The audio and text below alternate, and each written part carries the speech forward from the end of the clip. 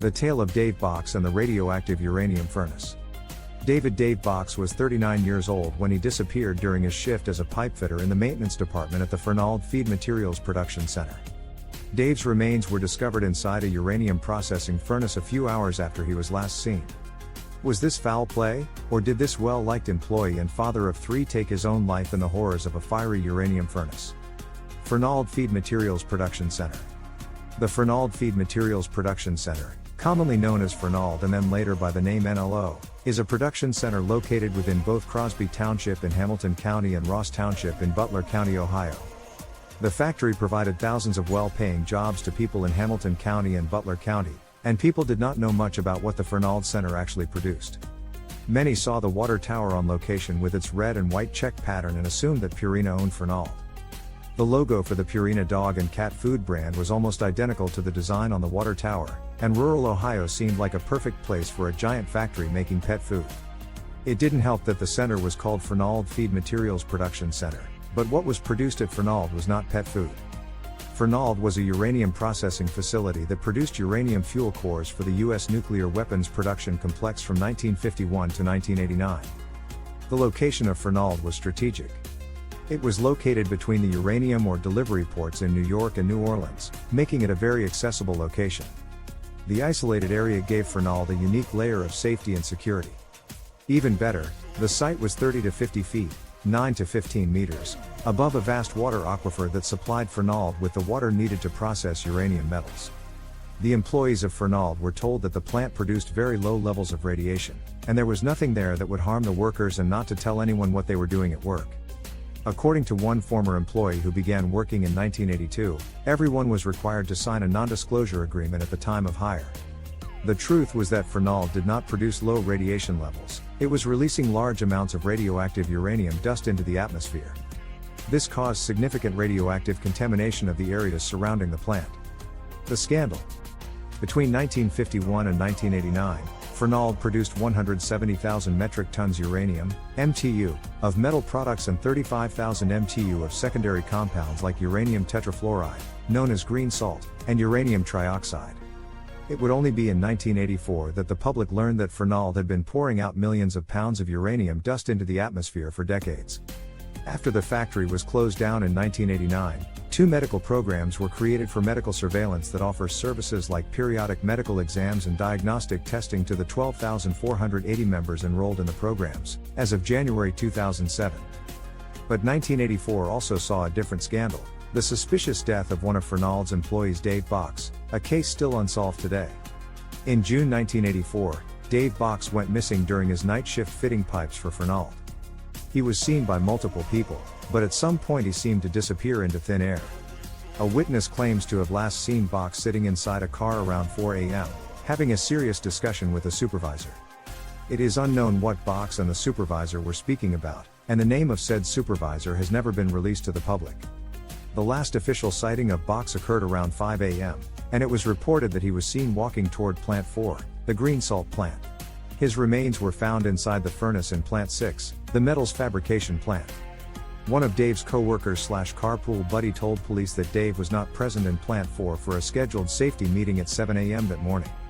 At 7:30 a.m., one furnace operator in Plant 6 reported to a supervisor that the casings in his oven were covered with a strange, sticky residue and mentioned a weird smell that was not typical.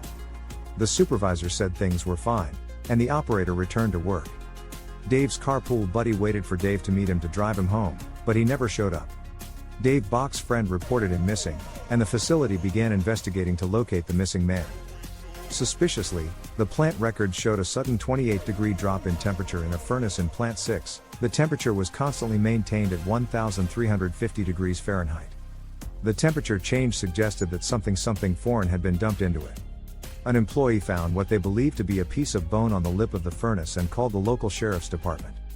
The furnace was immediately shut down. However, due to the extreme heat and molten liquid in the furnace, it took 3 days for it to cool down enough to be searched. Employees of Fernald dug through the waste in the furnace. They found a set of keys that belonged to Dave Bocks, the steel toe of a steel toe boot, a piece of glasses frame. Bocks wore glasses and was legally blind in one eye since his childhood, fragments of a walkie-talkie, and several bone fragments. What happened to Dave Bocks? The investigators were unable to figure out how Dave Bocks ended up in the furnace and suggested Dave Bocks must have committed suicide. Dave Bocks had a history of psychological issues. Several reports mention that Bocks was diagnosed with schizophrenia, but his symptoms were being managed by a doctor and through medication. While schizophrenia is not a common reason for suicide, Dave Bocks attempted suicide around the time of his divorce. He lived, and according to all questioned, including his ex-wife and children, Dave Bocks had a great relationship with his ex and children. Those who knew Dave Bocks said there was nothing to indicate suicidal intentions or even depression. They claimed that Dave did not commit suicide. Dave's children still proclaim that their father did not commit suicide in 1984.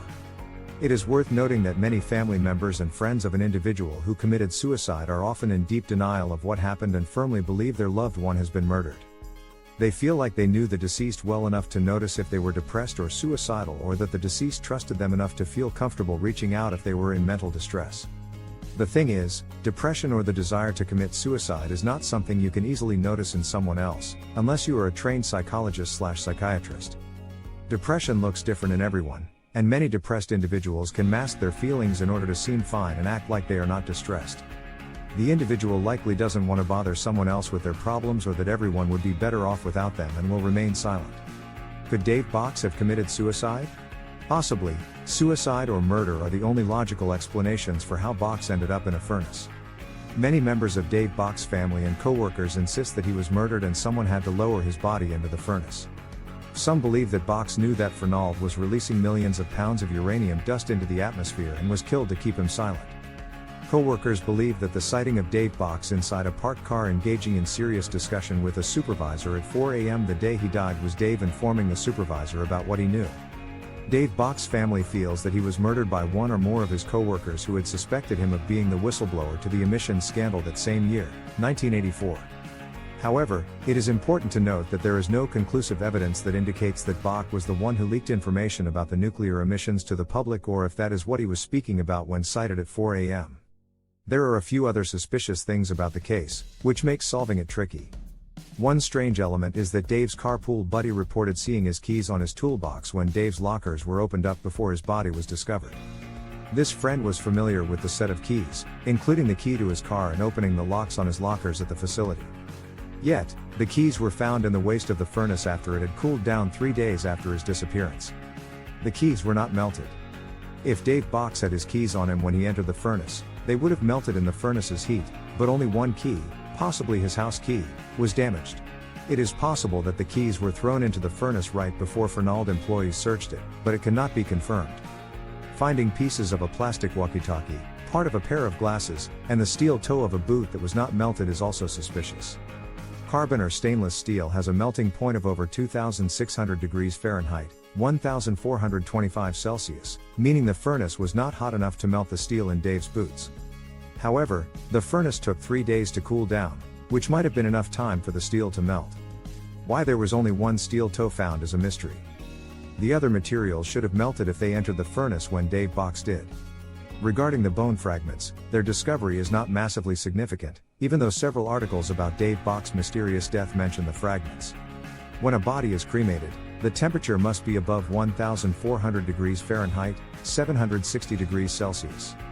The cremation process takes around 2 to 3 hours, depending on the individual's size and bone structure. What many people don't know is that cremation does not turn a body into ash. What cremation does is burn off soft tissue, water, hair, skin, organs, etc., leaving only bones behind. The bones are left to cool and then placed into a processing machine described gruesomely as a mean margarita blender that processes the bones down to an ash consistency, which is what the family of the cremated individual will receive. The fragments therefore indicate that Dave Bocks was incinerated in the furnace without a shadow of a doubt. If he died because he was a whistleblower or suicidal and took his own life is unknown. The show Unsolved Mysteries featured Dave Bocks' story in an episode. The 2019 podcast Accused investigates and profiles the death of Dave Bocks in its 3rd season. It features interviews with investigators, witnesses, experts, and includes an experiment with a replica of the furnace to determine if Dave entered the furnace like the detectives believe he did, running up a ladder and jumping into the furnace's hole. If you are interested in learning more about the disturbing death of Dave Bocks, the 2 shows mentioned above are a great place to start investigating on your own.